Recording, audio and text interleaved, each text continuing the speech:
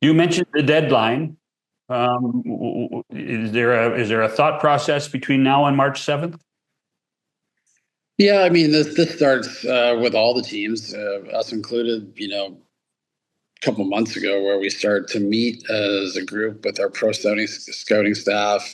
We met early January this year just because of the Four Nations break, and then next week we're back together again. But just like all the other teams, we have our weekly conference calls, Zoom calls. We go through the entire league and talk about who might be available, what our needs are. And so you're always trying to find a fit, and it's hard sometimes to gauge who's going to move players because there's lots of teams still in the hunt, so they're not as ready to move players. And then there's some teams who are surprising; they're in the middle of a playoff race and they're willing to move guys. So Stan's been really working the phones. I've had a few calls with teams, with relationships that I have. We're just trying to gauge what everybody's doing and who's going to be moving players, and then making sure that we're keeping ourselves dialed in. If there's an opportunity to make our team better, and we can jump at it, then we're ready for it. Do you have a specific focus?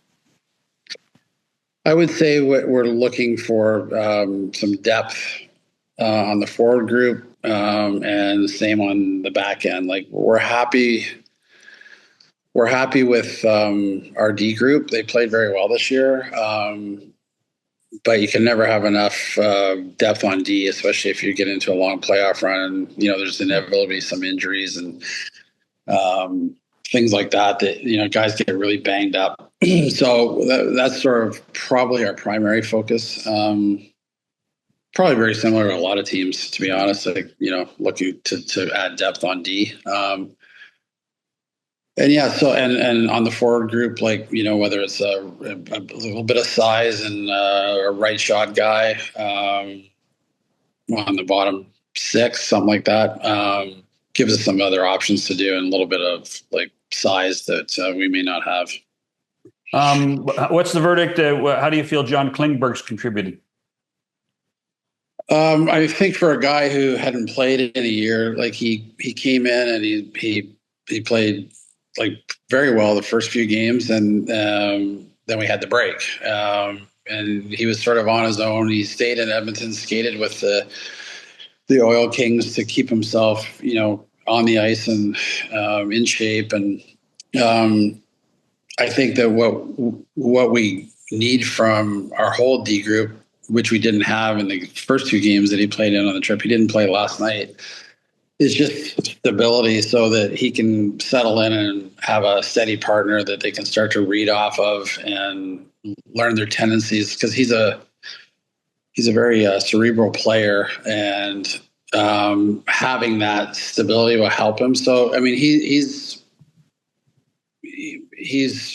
still finding his game, and the good news is he was a player that we were able to get for no assets, and we think he's going to be a contributor to our team, and we're just trying to be patient with his return to full play. And Evander Kane? Yeah, Evander's in his rehab.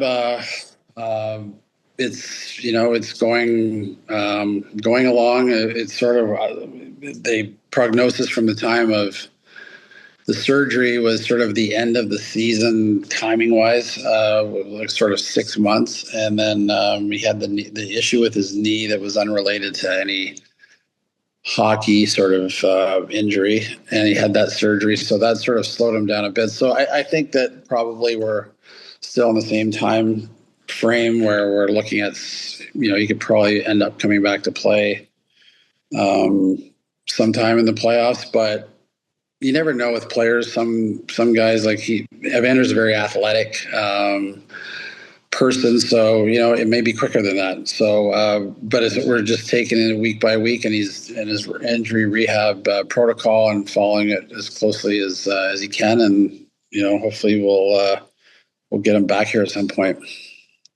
Just before we let you go. When you were an agent, you got heavily into the analytics world for your players and for when you talk to teams.